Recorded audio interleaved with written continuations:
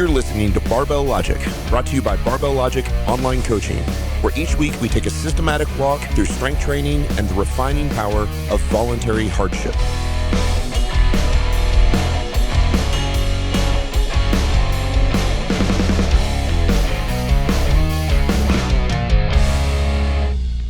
Welcome to the Barbell Logic Podcast. I'm Scott Hambrick, and that's Matt Reynolds over there, and that over there is Mr. John Welbourn. Got a new guest with us today, and we've already been talking.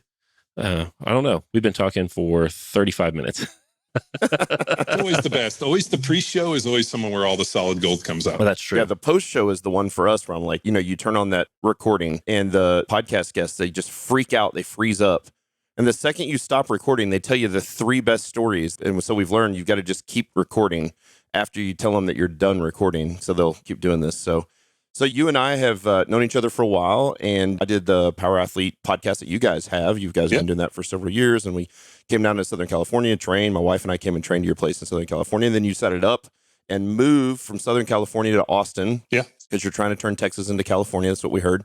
And so for people who don't know, first off, I think this is awesome. I've never had a bigger spread on the athletic spectrum on the show than I currently have, with Welbourn on the far right end of the spectrum. Guy was an outstanding NFL offensive lineman. He's like 6'6", and you were over 300 pounds when you played. And then on the far left end of the spectrum, I have Scott Hambrick.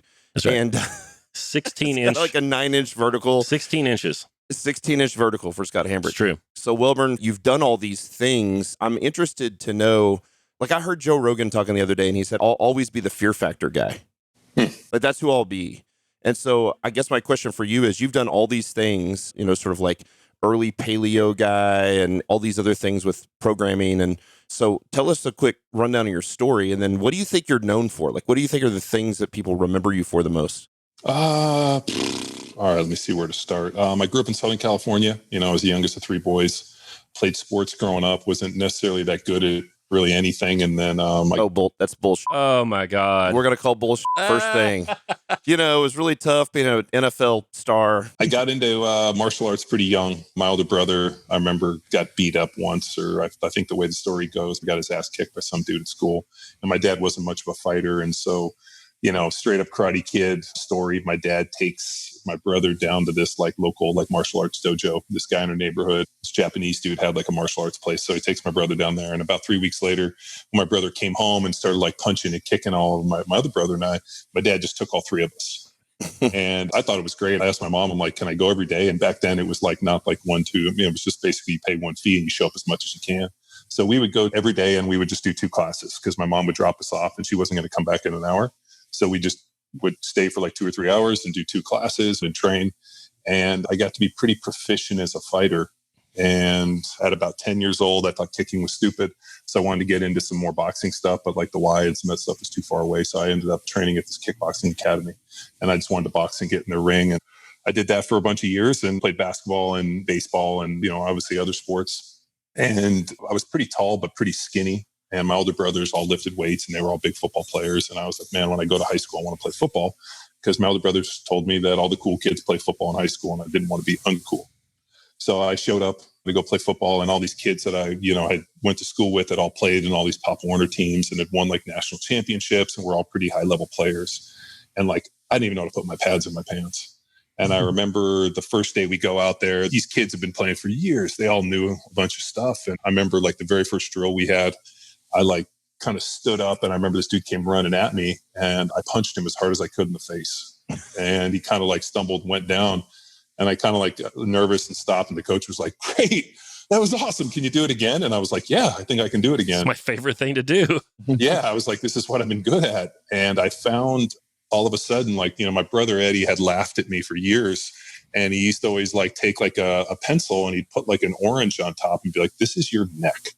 It's going to break, pencil neck. And so he used to make fun of me a bunch for it, which is funny because I worry now in society that, we can't really make fun of anybody.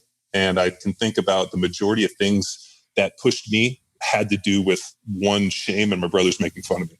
Your neck is skinny kid, go lift some weights and eat something, and being like, oh, instead of kicking a can and crying in the corner, I was like, well, all those big dudes are in the weight room. So what if I just go hang out in there? I'll probably get stronger just through osmosis, right? And I went in and lift weights. Wasn't very strong my first day. I think I benched 115 pounds. It was like a freshman in high school. Yeah, that's 115. I remember my working sets were like 85, but a little bit of humiliation. All my buddies were at least benching 135 and they didn't want to lift with me because they didn't want to take off the 45s.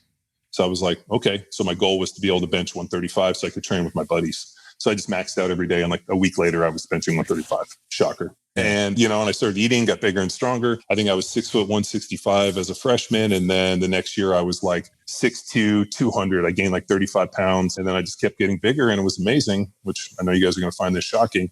Every time I went in the weight room and I lifted weights, I got stronger. And the stronger I got, the better I played football and the faster I got.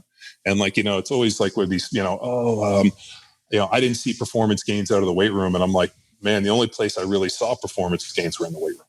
Like I would go in there and lift weights and like I could go out and hit harder. And it was just kind of a 1-to-1. And I realized pretty quickly that like the more I do in here, the better I'm going to do out there. Senior year, I went out and I got a whole bunch of scholarship offers. Actually, they started coming a couple years before that. And I went to UC Berkeley on scholarship, played football for the Golden Bears. Were you an offensive lineman in high school? Yeah, I played offensive and defensive line. Yeah, I figured you'd play both sides, but I wasn't sure. You weren't like tight end or anything. They weren't like, God, this guy's really tall and it's pretty fast. Let's sit him out and just throw the ball up. No, I played guard because we had an offense where I pulled on every play. I was the fastest dude. Yeah, that makes sense. Gotta love pulling guards because you get to ear hole people. They don't know what's coming, right? And you're like, and just wham, right in the side. Love it. Oh, yeah. It's really like we have a tagline here for my company, which comes from actually me. I know it. Be the hammer, right? Be the hammer, which was my analogy. God, they're good Instagram posts. As I was running as fast as I could, all I would think of is like be the hammer. And I remember a few times I was the nail, and I actually remember every single one of those times. Yeah. So I played football at Cal, ended up graduating in 4 years and getting an undergraduate or a degree in rhetoric, College of Letters and Sciences.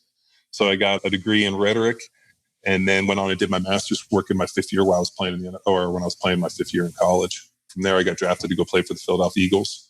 So I was the second pick in the fourth round. I think I was the 101st pick. What was that like? What was that day like? Pretty shitty. You thought you were going to go earlier? First day, yeah. So back then it was like the draft started. It was a Saturday, Sunday deal. And they did the first 3 rounds on the first day and then the other ones on the second day. Maybe the draft started, it was 3 days and started on Friday. Maybe they did the first 3 rounds. Well, whatever it was, I had teams call me on the phone and said, hey, we're taking you with our second round pick. We're taking you with our third round pick. So all of a sudden I'm excited. And all of a sudden you see like the New York Jets select this dude in the second round. And I'm like, okay. And then all of a sudden this team selects somebody in the third round. And I'm like, I don't get drafted that first day after I'd been told by a bunch of different teams that they were going to take me with either their second or third round pick. And I went to bed and was pretty bummed. And then the phone rang at about 6:01 that next Saturday morning or whatever it was. I heard it ring and I was like, F this. And I didn't get up. And my brother's wife was there and she actually got up. She's like, the phone's ringing, and got up and answered the phone. We were all up at my mom's house. She answered the phone and they were like, hey, we're calling for John Welbourn. He just got drafted. And so she yells at me. She's like, you got drafted. So I got up and I got the phone and I'm talking to these people. No idea who drafted me. And I remember my brother turns on the TV and he's like, the Philadelphia Eagles. And I'm like, where the is Philadelphia? I was going to say that's a long way from California. Yeah, like I didn't really, I grew up in California. I mean, I'd been to the East Coast maybe once. And very gracious fans. Some of the most kind fans. Some of the best. You're like, great. Yeah, so I get drafted by the Eagles. A week later, I'm out there and I remember flying in and realizing like, holy shit, I'm going to play football in Gotham City. And so I went to Philly. I remember I came in pretty early, for mini camp, did okay. And then when I came back, they had actually cut all the old dudes in front of me and I was the starter. So as a rookie, I was starting at right tackle. Came out in that first game of the season against the Arizona Cardinals. And I remember at the end of the first half, I stepped down. I was playing right tackle. The guy, I think it was Andre Wadsworth, like kind of threw me a head fake and tried to rip underneath. And I stepped down. And with my left foot, there was like a seam in the turf. And I remember my foot got kind of caught in the seam and the guy hit me. And I thought somebody shot me from the third row because I heard this like explosion. And I remember all of a sudden I was on my ass. And I remember like looking down at my knee and like looking for blood, but realizing that like something was wrong with my knee. And I actually ruptured my patellar tendon. Was that in Philly? Yeah, in Philly. Yeah, because I forgot all about that. But they used to have like a reputation for having this terrible field, right? It was like painted concrete. Yeah, it was just huge seams. Yeah. Yeah, my foot got caught in the seam and the dude hit me and loaded me and something gave loose and it was my patellar tendon. So I had a mid-patellar rupture. So that was it for that season. Yeah, so that was almost the end of my career. They carted me off, cut my pants off, and I remember my left knee. I remember looking down and my kneecap was like over to the right 3 inches and high 3 inches. And I remember thinking like, this is a real fucking problem. It's not supposed to be there. No. And so they x-ray it and the doctor comes in and I'm laying there. And I remember my mom and dad came in and my mom's holding my hand. My dad's standing there and the doctor looks at me and he's like, you had a mid-patellar rupture. This is pretty devastating. We've never seen anybody come back to make it back from this one. So this is pretty much the end of your career. At least you got one start in. Right. Wow. So I ended up in surgery that night. I was 3 weeks in bed, 3 weeks before I could bend my knee. Like it was pretty amazing because shit was f***ed up. Like it wasn't working. Sure. I remember 3 months, I still couldn't lift my leg. I couldn't get my quad to fire. It's like cold and Philly and I can't bend my knee. I can't walk. I can't do anything. It just wouldn't work. And I remember having this moment of clarity in my life and realizing that nobody's going to save me. No trainer's going to give me any information. No doctor's going to provide me anything. That if this gets fixed, it's going to be because of sheer will and me figuring it the fuck out. Because nobody was giving me anything. I'd go to the orthopedist. I went here, I went there, and they told me, they were like, when you rupture the patellar tendon and you rupture and tear that retinaculum, you sever the nerves. So the nerves were torn. We don't know how long it takes for the nerves to heal up. So the doctor, I remember the orthopedist was just like, they'll start firing when they want to fire. And I remember thinking this is all you got for me? You're a doctor and this is all you're giving me. And at that point I reached out. I had always been pretty progressive in terms of my training and my diet. I mean, I remember in college, I was trying to bench 500 pounds and, my roommate had the Westside Barbell videos and I called Louis Simmons and talked to him about how to bench 500. I forgot. You're actually in the Westside versus the World video. I did the same thing. And Louis answered the phone at that high-pitched voice of his. Hey, you're like, this is Lou. You're like, holy shit, I'm talking to Louis. And I remember being like, is this Louis Simmons? Yeah. The guys from the video? Yeah. I want to bench 500. Well, here's what you need to do. I remember he was telling me it was you got to get some 180s for floor press on the dumbbells. It was dumbbell floor press for one. Max effort was just this whole program, man. I wish I still had the paper. And I did it. And I ended up benching 500 pounds. Pretty easy. I'd squatted, I think 6'10" when I was 19. I benched 500 when I was 22. So I weighed, But he was an average athlete, Scott. Oh, listen, I've been wanting to come back to that. You'll see these supermodels, they'll go on the Tonight Show and they're like, oh no, I was really plain and people made fun of me when I was in school. Bullshit. And then all of you guys are like, oh, I was an average athlete. Reynolds has been saying that on the podcast for 250 episodes. And then the other day, he actually told me, oh, I had 30-inch vertical. 33, sorry. Yeah, I verted 34 inches at 317 pounds. That's ridiculous. Yeah. But that's ridiculous. I had 33 at 165. So why do these supermodels and you guys like this, why do you guys always say that stuff? So for me, I think what happened was I was always pretty fast and a decent athlete. And then I grew 4 inches. Well, and all of a sudden, I couldn't. You didn't know where your foot was. Yeah. And I remember this is just kind of a funny story. Whenever people ask me do you have any funny anecdotes? I'm like, let me tell you what happened. I remember I was in 7th or 8th grade and I grew a bunch and I used to be fast. And all of a sudden, everything was all f***ed up. And I remember we had to do these timed runs each week in 8th grade and 7th and 8th grade. And then based on your time, you got a score. And that was how they scored us in PE. And I'd gone from getting A's and running fast to all of a sudden, deathly slow. And I remember telling my mom, I'm like, Mom, I used to be fast. Now I'm slow. Something's wrong. So my mom was like, oh, what do you think? I'm like, well, maybe I just need somebody to teach me how to run because I feel like I can't run anymore. So my mom asked my dad and she's like, do you think we could get him a running coach? And my dad's like, I'm not spending money on that shit. So I remember my mom being like, no, we're not going to help you out. You got to figure this out on your own. So I went to the teacher and I was like, I can't go home with a bad grade. I can't go home with a C or a D in PE. By the way, can you imagine today actually grading kids in PE based on their agility scores? It's incredible. I was so humiliated that I was going to come home and have to show my mom that I got a C or a D in PE because I was slow on these runs. So I asked the teacher, I'm like, there's something I got to do. And she's like, well, if you want to come, we have makeup runs every Friday. If you want to come run extra on Fridays, I'll average your score to give you more points for a higher score. Run for some extra credit. I would lie to my mom, okay, I got to study extra after school on Friday. So I would run an extra run. And so I ended up getting because I ran all these extra runs, I got more points. So I could get a in PE. And I just remember thinking about kids now being like 12 or 13 years old and like lying to your mom so you could go do extra runs because you were too embarrassed to come home with a bad grade in PE. Yeah. And then all of a sudden, when I went to high school, I played football, obviously, and I like lifting weights. And I remember they approached me and like, hey, do you want to come do track? And I was like, yeah, I'd love to come and run the hurdles and I'd love to sprint. And they were like, well, we want you to throw the shot. I'm like, well, I'll throw the shot, but do I get to train with the track team? Because I want to learn to run better. I want to be faster. And they said, yeah, you can come out. If you come out and throw the shot for us, you can train with the track team and we'll teach you how to run. So I was like, perfect. So I went out and threw the shot and just did it long enough so that they would, let me go out there. And then I would go out and I'd run the hurdles and do all the sprints and everything. And all of a sudden, man, I was fast. I think I ran like 5:03 electronic at the combine. I ran 4.9s at my combine. And I became at 317, 320. Which was funny because I was supposed to weigh about 305, 306. And the guy's place I was training at, Tom Shaw down in Louisiana, scale was fucking broken. And so I was right on the money. I remember like weighing in, I was rated like 307, 308. And I go step on the NFL scale and I was 10 pounds heavy. I was like, Tom Shaw bought a cheap scale. Why was that weight the target? Yeah, why does that matter for an offensive lineman as opposed? I mean, I can see why it would for a wide receiver or somebody that has to be fast. Certain teams at the time, like the Denver Broncos and some of those other teams, like what they really wanted was guys, these kind of like, 6'5", 305-pound white dudes who were, smaller, more athletic, smarter. And that was the demographic I fit into. Then there was these like Trey Thomas, Orlando Pace type of dudes who were like 6'7", 6'8", 340, 350 pounds. Yeah. And they were just these monsters. You either fit into one of those, you fit into this one. I get it. You were in the middle. I remember weighed on the scale and I saw the Broncos offensive line coach and he's like, too fucking big to play for me. I thought you were going to come in way lighter than this. And I was like, So I just kind of f***ed it up. If I had come in 10 pounds lighter, I probably would have run faster and I probably would have done better. You think that 10 pounds cost you bucks? I think so. Maybe a little bit. So, but who knows? But then the interesting thing is I showed up and I started that first year. I mean, obviously they drafted me to start and then I got hurt. And, after that injury, I really had to like take a step back and be like, man, if I two things are true.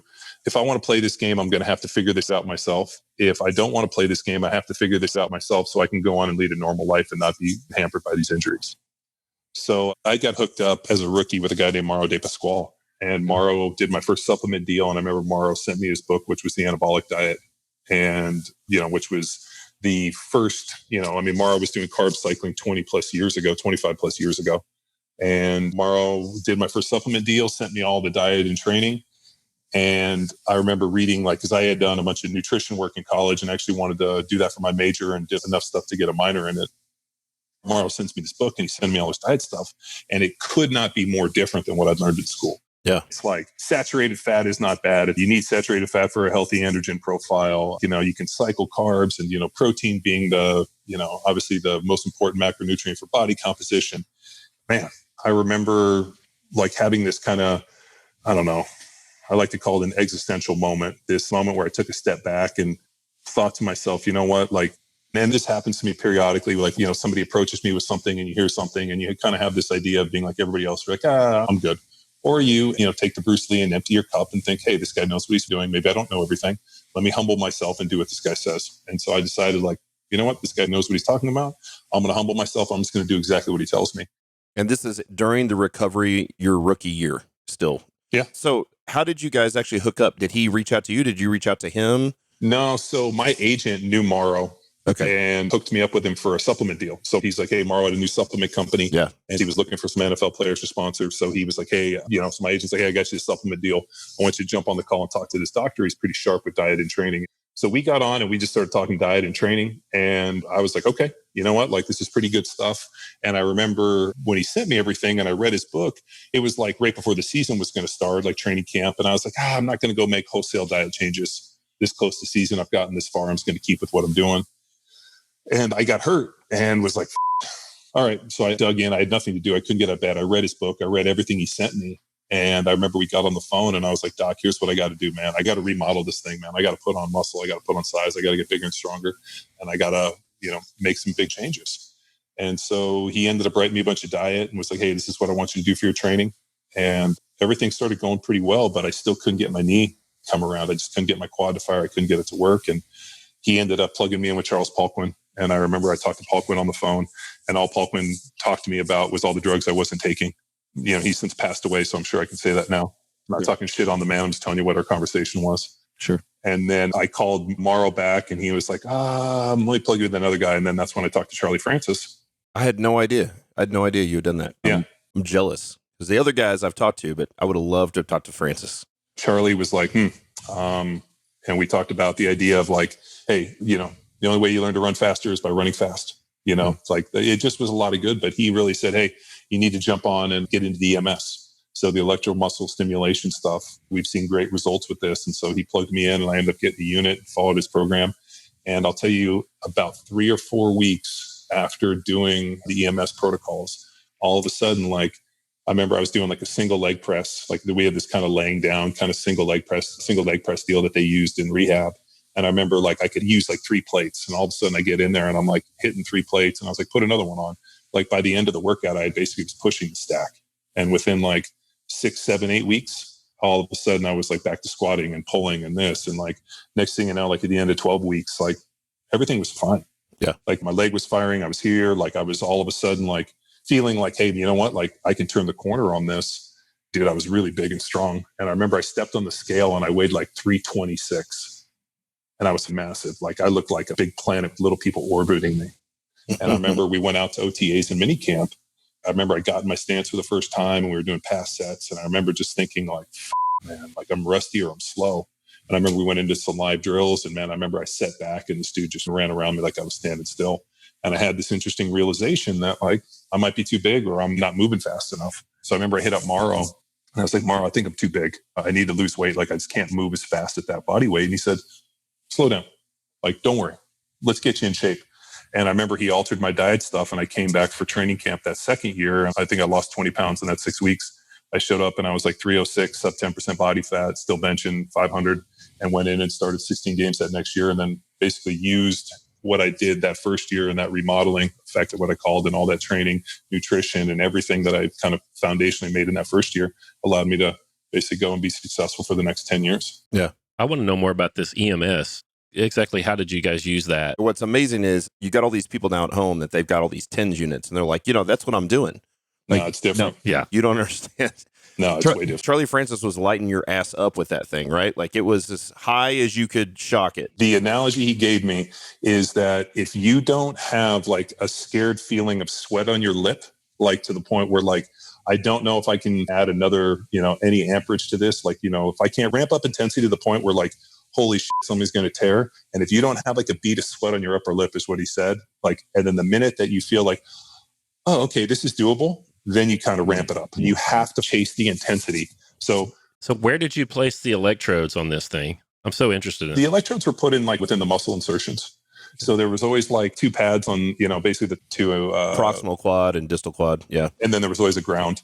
And then we did kind of bilaterally trying to match contractions. But I think in my 4th year, we got a bod pod at the Eagles. And I think when I got tested, I was the only dude over 300 pounds that ever tested on 10% body fat. That's insane. I was 7.8 and I was 282 pounds of lean muscle, which the guy freaked out because they had never seen anybody even near 280 plus pounds and no 300 pounder, let alone a white dude.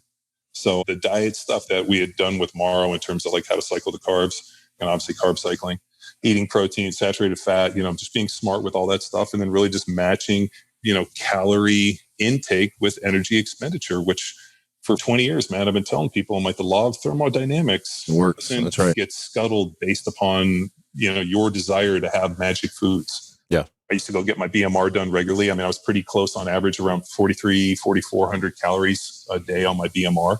And I would just match, energy expenditure with energy, consumption and weigh myself and dial it in. Yeah. It just wasn't all that complicated. And you were eating sort of paleo before there was any such thing as paleo, right? I mean, that's really what you were doing is you were just If you read Morrow's book, man, it's basically, I remember when Rob Wolf approached me in 2009 about paleo diet. I'm like, you mean the way I've been eating? Been eating for 10 years? Yeah, for most of my life. Yeah. And like, the idea of like, so I was pretty fortunate. I really wish I could stand here and say, hey, I'm the product of all this. I think I'm just a fortunate kid that had a lot of just kind of unique things that happened to him. And that, when I was 14 years old and wanted to start lifting weights, there was an old power lifter in my neighborhood, a guy named George Zangus. And George started Marathon Nutrition. He invented the super suits and the wraps, like the gold marathon suits. Yeah. That guy was on your street in your neighborhood or whatever? Yeah, he lived up around the corner from us. That's amazing. And he trained in his garage. Yeah. So he had a 3-car garage. He owned He's Marathon like, I made Nutrition. this super tight polyester suit. Check this thing out. Yeah. And dude, Fred Hatfield was his buddy. He had one of the very first reverse hypers. And George trained us in his garage. That's insane. Yeah. Then you blow out your knee and you call up D. Pascal and Paula Quinn and Charlie Francis. Yeah. It's like the trinity of coaches coming out, which is crazy, right? So you read these stats of these guys in the NFL, like that, what's the average lifespan of somebody in the NFL? Like it's super, super short, right? It's 4 years or less or whatever it is. And you played a decade, only you blew out your patella on the first game. Like that's amazing. Like that's incredible. I took a helmet to the shin in my 3rd year. Yeah, it was my 3rd year. I took a helmet to the shin. Another first game of the year. Obviously, first games of the year weren't helpful for me, but I played guard next to a guy named Trey Thomas. And I remember we were playing the Tennessee Titans first game of the year. And the dude who was playing the 3 technique was wound up. And I remember we were running a little inside zone play. And I remember I came off and stabbed him and stood him up. And we'd done it a million times before. And like on that play, the tackle comes and takes over the down guy. I go up and hit the backer. And so I stabbed him, waited a second, wait. And I came off and hit the backer. Trey got off late on the play. And I remember the 3 technique tackled the running back into the back of my leg and broke my fibula clean in half. So they carted me off. They casted me 5 days and I played 3 weeks later and then ended up playing 17 weeks on a broken leg. Yeah, it's crazy. Non-load bearing, you know. Well, yeah, so they told me you don't need that bone to play football. It's only 12% load bearing. That's right. It's not that much. You still got a perfectly good tibia. Yeah. So like I've always, for some reason, I just figured if my body and like my ability would tell me when I couldn't do it. And what was weird is like, even though I hurt myself or this, I could still play at a pretty high level until one day I just couldn't do it anymore, which was about 10 years in. I was going to say it was about 08. When did you stop playing? Yeah, so I got hurt in 08, came home and had surgery, and then I just officially retired in 09. Okay. I remember I was coming back, I was rehabbing and talking to some teams. And really the big catalyst for me was Kyle Turley, who's one of my closest friends and a guy I played with. Kyle called me and he had a seizure at a bar. And they took him to the hospital, did a big scan, and found out he had early onset Alzheimer's. Yeah. And at that point, I remember he called me and was telling me about it. And I was like, how long did you play? How many games did you play? And I realized I played longer and had more games started than him. And I was like, I think I'm good. Turley Hambrick, I know you don't know this, was a badass. He was one of the most terrifying guys in football. He was insane. He was basically like the Mike Tyson of the NFL. Like he would bite your ear off if he got the opportunity to. And then like since then you heard interviews post NFL that he seems like the nicest dude on earth. Like he's like this super kind teddy bear. And you're like, wait, you're the dude that like did all that crazy shit? He's an intense dude, man. Just intensity, and matching intensity with probably one of the most freak athletes I've ever seen. And still to this day, so athletically gifted, could move so well and was so fast. Dude, he was, if he hadn't hurt his back when he did, I probably would have been in his Hall of Fame induction. Yeah. So what was the transition like for you coming out of the NFL and into 08, 09? Those are like the CrossFit explosion years. Mm-hmm. Did you struggle with, football's kind of been my entire life, not just the past 10 years, so the past 10 years are the NFL, but like really the past 18 years of high school, college, NFL, like the better part of 2 decades. And now that part of your life is over. And what's the transition like coming out of that and going into the next thing for you? Man, I really wish I could say that there was some master plan behind it, but there really wasn't. Came home and had knee surgery. And I remember I'd always trained at Athletes Performance when I lived in California. So when I lived in Florida, I trained with a guy named Rafael Ruiz. And then when I went to Kansas City, I moved out to California and I used to go up to Athletes Performance. And Athletes Performance is up in Carson. And I lived in Orange County, which as the crow flies is only probably about 29 miles. But in California traffic, that could be 4 or 5 hours. Yeah. And up to 405. So I used to drive up there every day to go train. And on the days where the traffic was too thick or I just didn't want to do it, I would just go to a gym down the street. And I remember I did a Google search and I found that there was a gym that had barbells and Olympic plates up the street for me. And so I used to have to drive 20 minutes to South County. And I was like, oh, dude, there's a Olympic lifting gym. And I, had Olympic lifted all through college and also in the NFL. So I went up and it was a CrossFit gym. And so I go to this little hole in the wall and these skinny dudes are, snatching poorly and cleaning abortion style and, doing a bunch of spastic shit on the pull-ups. And I was like, all right, they seem like they're working hard. Did you know what CrossFit even was at that point? No, I had a buddy talk to me a little bit about it and I didn't really know that much about it. And so one of the guys recommended that I go to one of the seminars and check it out. And I was like, sure. So I went online and I bought a ticket. and they were like $1,000. And I was like, oh, these are kind of expensive. Even, NFL player for 10 years. yeah, like I don't know, like it just seemed like, holy shit, like $1,000 to go to this thing. So I was like, oh, you know what? It's up in Monterey. I'll go.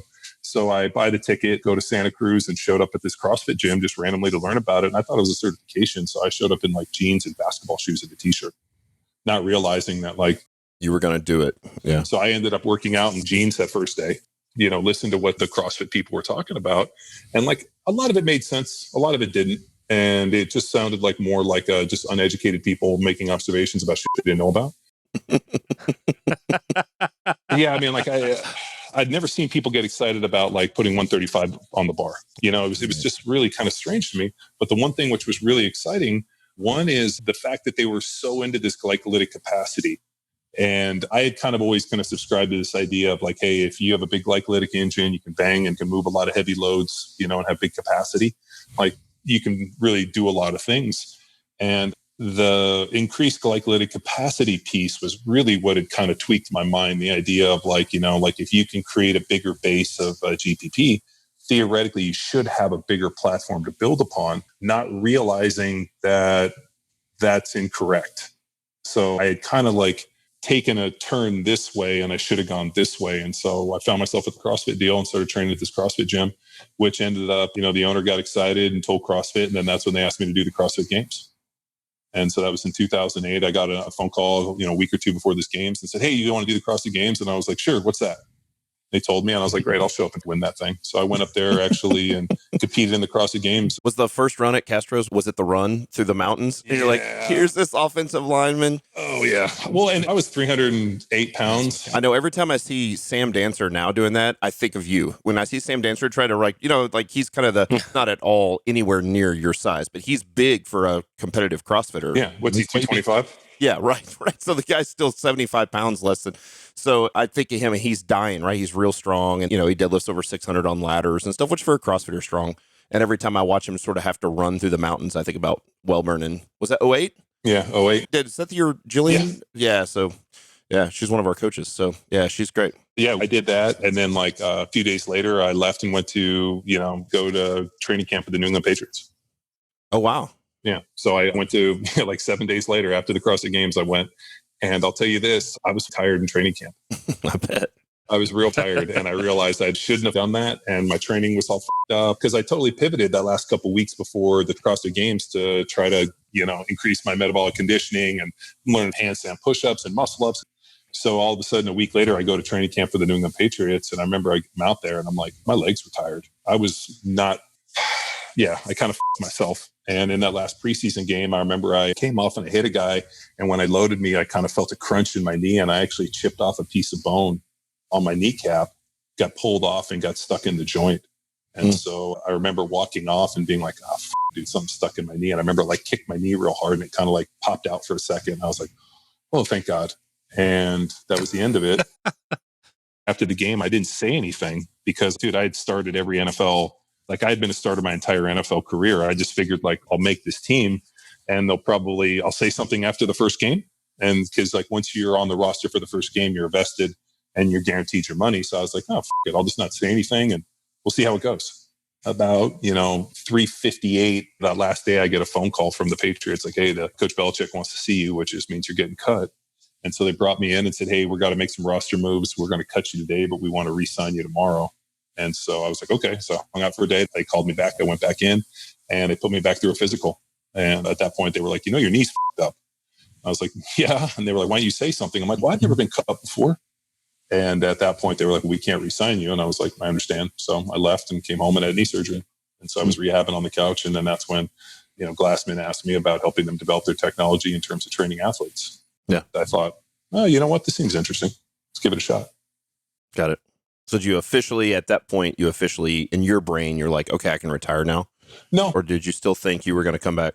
Yeah, I figured I would still continue to train and like see if like everything, like I continued to train. And even though we were doing the CrossFit football thing and this, like in the back of my mind, I was still training and I was running and I was waking up early and doing everything I needed to do to go play. It was just weird in that the things that have been easy before I couldn't do.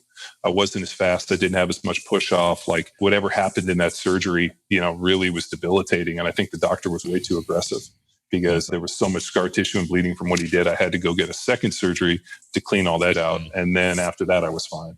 So, and at that point, I was already, 2 years past. And so it was just one of those things where I was going out to train and like teams were calling and I just knew I physically wasn't ready to go do what I needed to do and play at the level I was accustomed to. What was Belichick like? One of the more empathetic human beings you've ever met? Or I loved him. I love the guy. I wish I got to play there for longer. You know what I like about him is you do your job, let me do my job, and we'll all win and get rings. Yeah. Trust me. Just do what I tell you. Cut the sleeves off this hoodie. Yeah, like I ain't wearing sleeves. And the great part is the confidence, like sitting in the meeting and like Belichick's up there and you're looking around. And I had known Tom Brady for years before, but seeing Tom and Vrabel and all these dudes that all have 4 or 5 rings apiece, and like them being all bought in and being like, if I just do what I'm told and listen to this dude, we're all going to win a Super Bowl. I'm in. Yeah. I don't need to have somebody give me a hand job. I don't need you to tell me you like me. I don't need like any of the other, emotional bullshit. You don't have to say hello to me. Just point me in the right direction. Tell me we're going to win and lead me over the hill and we'll go slay a lot of people and win some football games. Yeah. And that's what Belichick, that's what he does better than anything. Yeah. I was stoked to be there. That's cool. That's cool. I love the guy. So take us through what you're doing now, how you transitioned over the last 10 years or so from starting with working with CrossFit into what you're doing with Power Athlete now and what you're doing now. And like, fill us in on what's going on. Yeah. So like I said, I worked with CrossFit for a number of years and we taught a CrossFit football seminar. I mean, I think the first day we launched a website at 17,000 hits in, just under 100 countries. And I've taught, like 200, 300 seminars all across the globe from the Arctic Circle to New Zealand and back on every continent. And it was pretty amazing to be able to provide a free training program, push it out to the world, and then travel to all the places all over the world and actually put the people that were doing the training through seminars and have a control group, I guess you could say, of CrossFitters that were there as well. So like imagine you put out a training program that's kind of predicated on this kind of fringy CrossFit stuff. And then you show up and there's 50 people in the gym and you're putting them through not only just like, basic barbell training movements, and you're really teaching them a strength conditioning seminar. And it all of a sudden becomes like dramatically like apparent who had been following my training and who was following CrossFit. Because the CrossFitters could do nothing of what we asked. They couldn't change direction. They couldn't sprint. Yeah. They couldn't lift weights well. Like they couldn't lift weights heavy. I mean, just the amount of injuries we saw in terms of sprinting, change of direction, they were just dramatically lacking in what I would call, basic athleticism. And really just teaching those seminars and seeing this week after week allowed me to really craft what you see in the foundation for Power Athlete. I mean, there was a lot of things that I've coined, which is one of my first ones that I ever, made a point to the guys to go, what do you think? And I'm like, man, the best trick the devil ever played was convincing the world that he didn't exist. You guys have heard that one there? Yeah. I'm like, the best trick Greg Glassman ever played was convincing the world that work capacity and athleticism were the same. Because it wasn't the case. Just because you can go hard doesn't mean that you're athletic. Sure. It requires actual programming and periodization, right? And movement and feedback and like actual technique and execution and mastery, and just putting your head down sled dog style and dragging to the ends of the earth doesn't do anything about athleticism. Sure. Everybody remembers the guy in high school. It's like, this guy worked so hard and he never got far. This other guy didn't seem to work so hard, but he was such a gifted athlete that he got to go play. Yeah.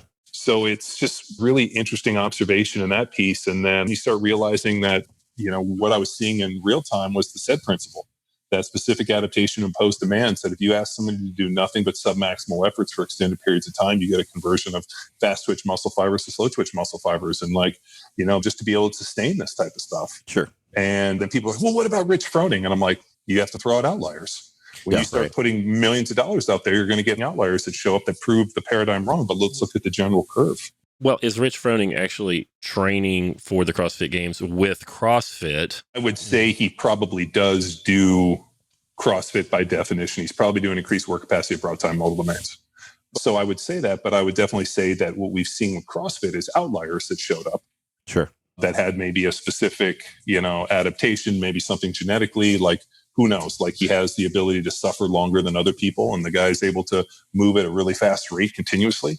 So like the problem is what we do in our society, and we see this all too often, is we try to make observations and drive things based off of like the freaks. the freaks it's like people wanting to talk to NFL strength coaches about training programs. That's right. All the high schools are like, we're doing the Oklahoma program. We're doing the Nebraska program. I'm like, bro, those kids are 14 and some of them are prepubescent. They're not Nebraska's football program. It's crazy. We see it even worse in the NFL teams. They ask, these guys want to do, like, what are the Philadelphia Eagles doing? I'm like, you realize, and I've told people this, I played with dudes that if you came in and they played nothing but the snare drum for 10 minutes a day, they would get bigger and stronger. Yeah, that's right. We've said for years, the worst strength coaches in the world. Yeah. You can literally do anything with these athletes. Come in, kick everybody in the nuts 10 times, and they're still going to go out and they're going to win 12 games a year. That's what they're going to do because they're freaks. Well, what they do is they succeed in spite. Like, I remember when I came in as a rookie, it was all hammer strength. It was high intensity interval training, 1 set to failure with like a line of machines. So I'd sit down and I was like, 1 set to failure, and there was probably 20 machines. I ran the ladder and the coach is like, that's good. And I'm like, well, can I do it again? He's like, yeah. And I'd be like, all right, we got 40 minutes. How many times can I get through this for 1 set to failure? I remember I hadn't lifted any barbells. I went back and I benched and I had gotten stronger. And they were like, see, it works. And I'm like, changing adaptation works for a time. But then I also realized that if I stayed there and I did that training program in the off season, I wouldn't have had an NFL job very long. So I left, went and did my own training, and basically would come back, and every year and they'd be like, oh, so-and-so made 100% of his workouts. You didn't come to one off-season workout. And I'd be like, okay, great. We'll see what happens on the first day of training camp when we all show up for the conditioning test, or you want to do any physical testing. And I would come out and I'd win every conditioning test. I would win every physical test, and I would come out and still be the starter on day one. How many guys in the NFL were going outside for like private consultations and stuff? Like, you've just listed like 14 consultants that you brought in to help you with your career. That's got to be unusual, isn't it? Did you have to buck the system to do that, though? Like you said, they're like, oh, you missed every single off-season workout. I mean, you're having to buck the system, well, right? Here's the thing. They wouldn't give me an off-season workout bonus. In my original contract, they didn't give me an off-season workout bonus. And then when I went for my second contract, they still didn't give me an off-season workout bonus. And I tried to tell them, I'm like, hey, man, like, if you give me an off-season workout bonus, I'd be more inclined to stay. And they were like, well, we know you're going to train hard. I'm like, well, this means I'm not going to train here. And they were like, just being cheap asses. So, and then they would try to like give me shit about it. And I'd be like, all right. So I remember when Philadelphia Eagles moved out of Veterans Stadium and they built the NovaCare Center, which was their new training facility. They wanted to like showcase it to the news, and they were going to bring this whole media thing in, and they wanted to have like the weight room and this whole thing. And I remember getting a phone call from the head trainer, Rick Burkholder. And I'm like, hey, Rick, what's happening? He's like, hey, man, we got this media day for the new NovaCare Center. It'd be really great if we could fly you back and you could do the training piece for the media. Yeah. Can you come and bench 500 for us for the cameras? Yeah. Because, I could do 10 pull-ups with 90 pounds between my waist, bench, 500-pound bencher, 600-pound squatter for reps. I did 585 for a set of 8 on the RDLs. I was super strong, in good shape. I could run, do all these things. And I remember they called me up, they fly me back, and I did this like workout, this fake workout they put me through. It was like running on the woodway and pull-ups and all, this whole circuit thing for the media.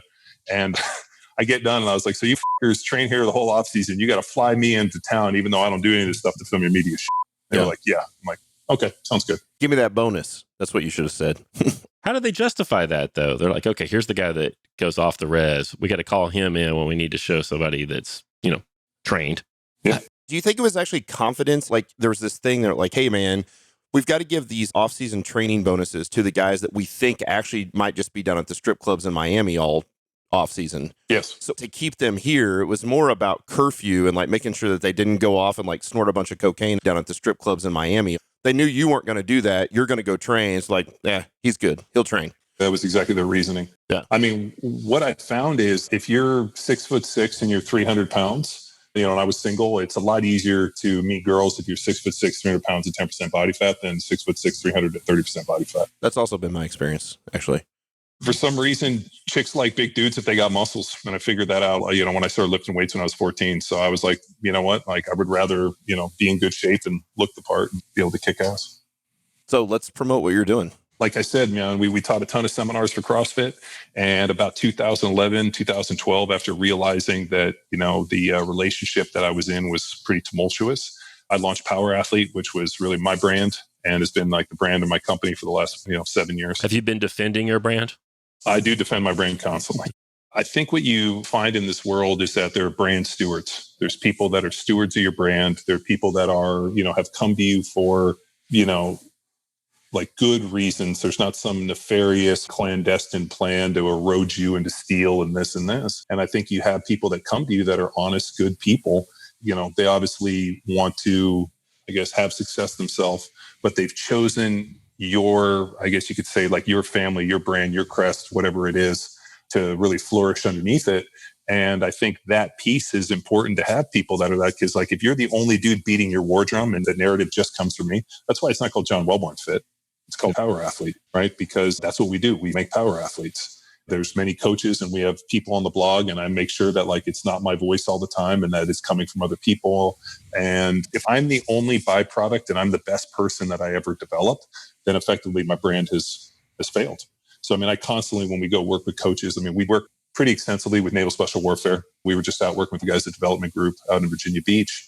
And, I brought, one of my coaches and actually two of my other Block 1 coaches who are, really high level doctors of PT.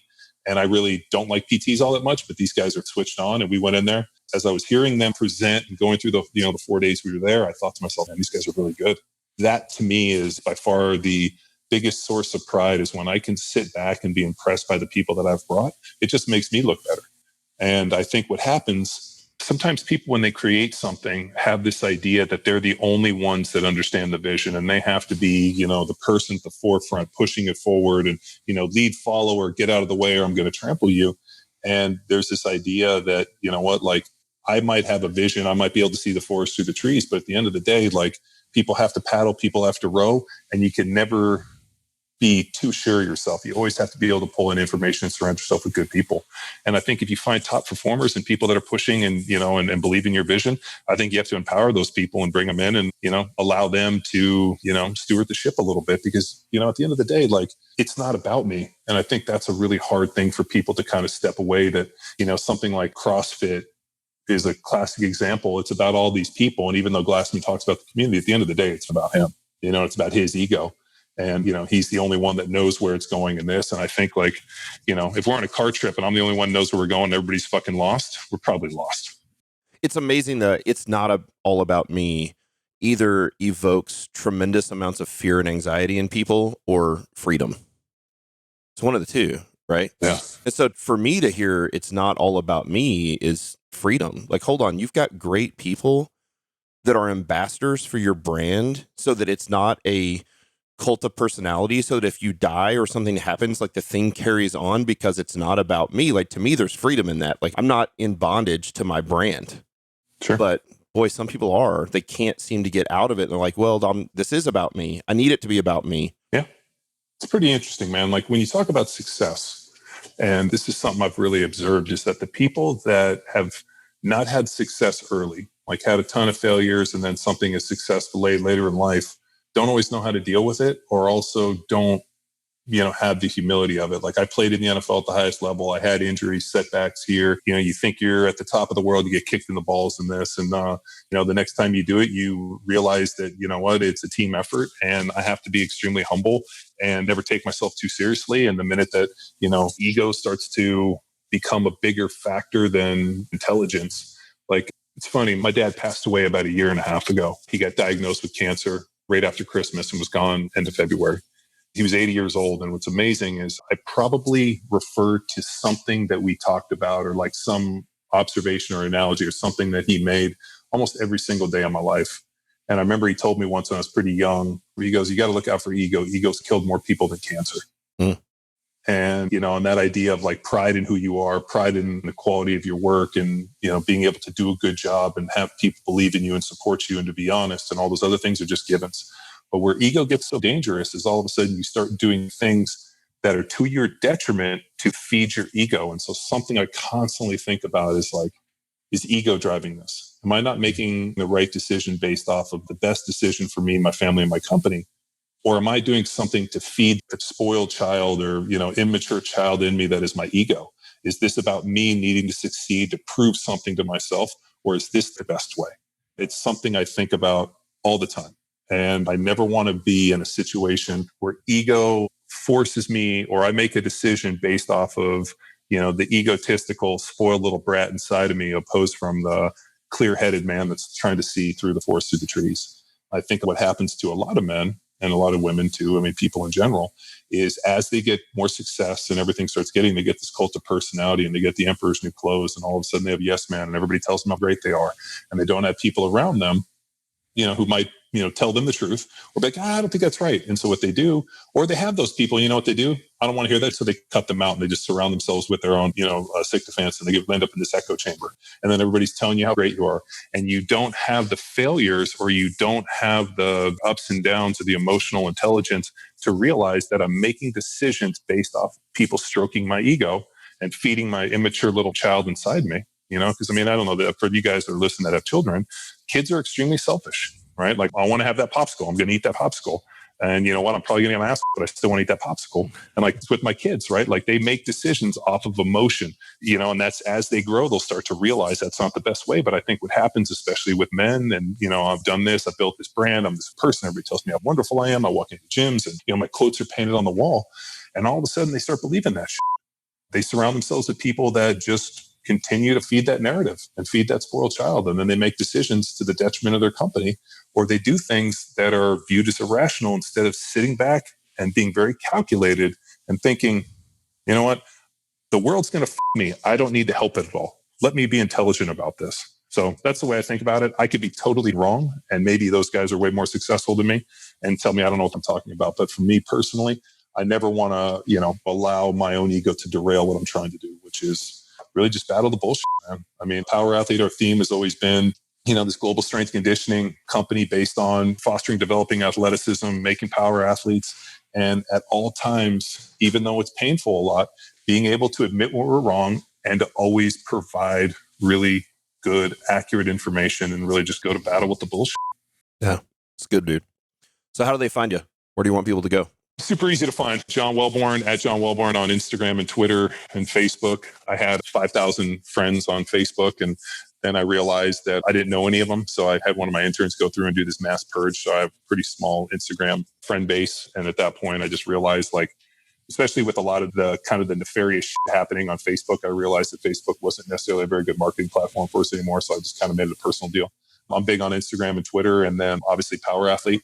The URL for us is powerathletehq.com. We have all our training programs there. And then if you're looking for a little bit more John Welbourn type of humor, you can find me at Johnny, JOHNNIEWOD, Johnny Wad, which is just the training programs that I kind of put out, which is my alter ego and really just my ability to have fun and poke and just be funny and just kind of not take it too seriously.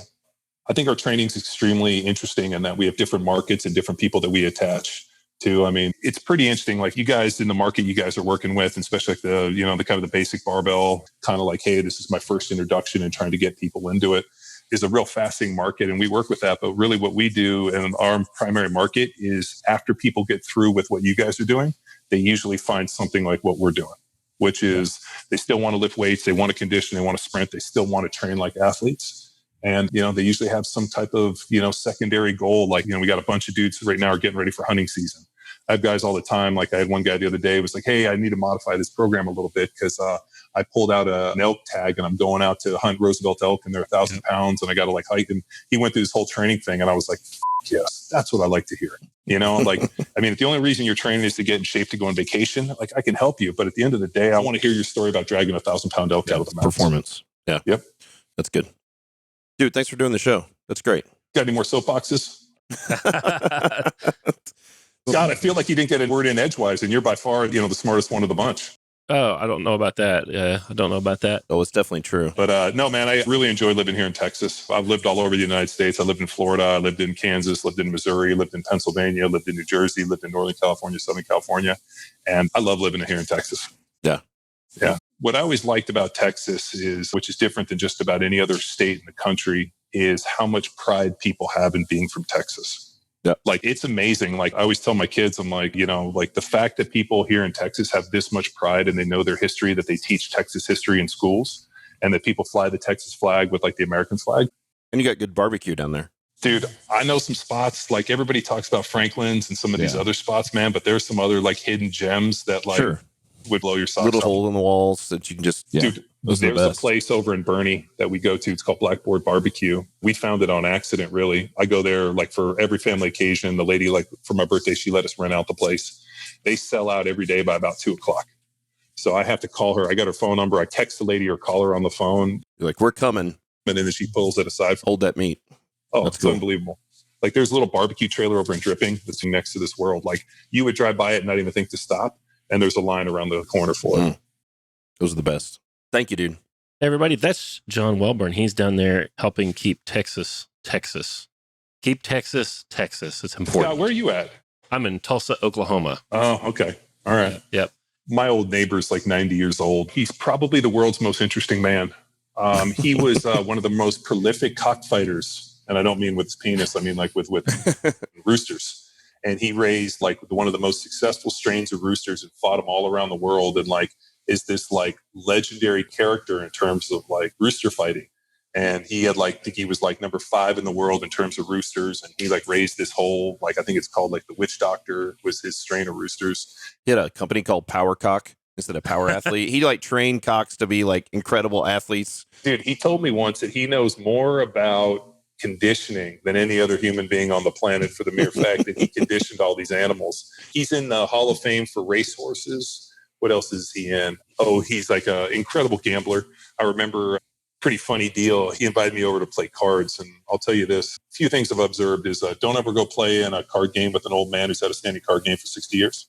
Right. I've done that. Yeah. Don't ever get a free tattoo. And like, like there's a couple other ones, like other observations. But so I go to this old man's card game and he was like killing these. And there was a big table and he was just taking everybody's money. I made a joke and I was like, man, we got to take you out to the World Series of Poker. This is incredible. And he like kind of looks over and he like pops off his watch and he throws me this like crazy ass gold watch that was like made out of like gold nuggets. Like it looked like something out of like a 70s pimp would own. And he throws me this watch and I'm like looking at it and he's like, look on the back. And it was like World Series of Poker, 1971 champion. And I look at it and I was like, huh. So I like pull out my phone and I Google 1971 World Series of Poker champion. And it was some guy named like Ed something. And I was like, who's Ed, whatever his name is? And he's like, the son of a bitch, I beat head to head and I took his watch. That's a better story than winning the World Series of Poker. That is a better story. You better have this guy on the podcast or we'll have him on our podcast. He went fucking head to head with this guy and beat him head up, took his watch and he wears it. And he's been wearing it since 1971. That's badass. He's the hilarious old man. That's awesome. Yeah, he's pretty cool. His name's Cecil Perkins. One of the things that I love about all these old Texans, every one of them had a relative that signed the 1836 Constitution. Is he one of those guys? Have you run into that? His mom, hilarious. This whole area that we are in West Austin, Bee Cave, his mother, she had like 875 acres out here. So I guess when they moved out here, wherever they came from, the law was whatever you can build a fence around, you owned. So there were some squatters' rights. So her and her brothers, I guess, went out and collected rocks and by hand built rock walls as far as they could, which was about 800 and some acres. And that was their land. And so we live on, one of the parcels of his family's land. And he raised cattle and he learned to swim in our creek. And he's our neighbor. And every Tuesday night, we take the kids over there and go to dinner with him at this awful Mexican restaurant and sit there and listen to stories. And he tells me dirty jokes and we talk about football. And he tells me how the Cowboys are going to win the Super Bowl again this year. And it's pretty funny. So you go to powerathletehq.com to find John and go to PowerCockHQ to find Cecil. He'll be there. They both know energy systems extremely well. Well, he did. He told me he's like, because he trained roosters to fight. And so he had this whole training system on how he trained his roosters. And I was like listening to him and I was like, this is awesome. Like this dude's got a whole training system. I'm like, we could probably train roosters, but he's like, people are kind of soft today. A lot of people are real upset by fighting roosters. Like it's considered a bad deal. And I was like, well, when'd you get out of it? He's like, when I got elected, he won the county seat for judge in this area. He's like, yeah, when I got elected judge in the area, I realized it was probably not good for my political career to be to have a big cockfighting operation. They made cockfighting illegal in Oklahoma about 10 years ago, but it used to be you drive through Adair County and there were all these 55-gallon antifreeze barrels in everybody's yards with a hole cut in. It's a rooster house, Mm-hmm. Don't see that so much anymore. My dad was a criminal defense lawyer for over 50 years. And one of his favorite clients was this guy named Kenny Scollard, who was from Ada, Oklahoma. This guy was, we used to hear these Kenny Scollard stories all the time. And he had been a Marine and like he was a certified underwater welder. And just like crazy character where it'd be like Saturday morning, like 6 a.m. My dad would like get up and we'd be like, wake us up. And he's like, I got to go to the jail, go bail out Kenny Scollard. and like had this dude, and like it was just like this like crazy character. And then we finally got to meet him, and he had this like huge naked lady tattoo on his chest that he had gotten in like Manila or something. And I just always remember like, that's what dudes from Oklahoma look like. And then I met Jeremy Shockey, and he's from Ada, Oklahoma. So it made sense. Yeah, that's true. There are a bunch of them. Well, there's another Barbell Logic podcast. Thank you so much, John Welbourn, for coming on here and regaling us with your stories. Fascinating stuff. Thank you very much. Go follow John. He's at what? JohnWelbourn.com. Do you put John Welbourn? I'm easy to find, man. Yeah. If you can't find me, you ain't looking. Following Power Athlete on Instagram is fun too, because you get to see all the Be the Hammer posts. You guys do a couple of those a week. Those are my favorite Instagram posts of the week, is the hashtag Be the Hammer. It's good stuff. There's another show. We'll talk to you guys in a few days.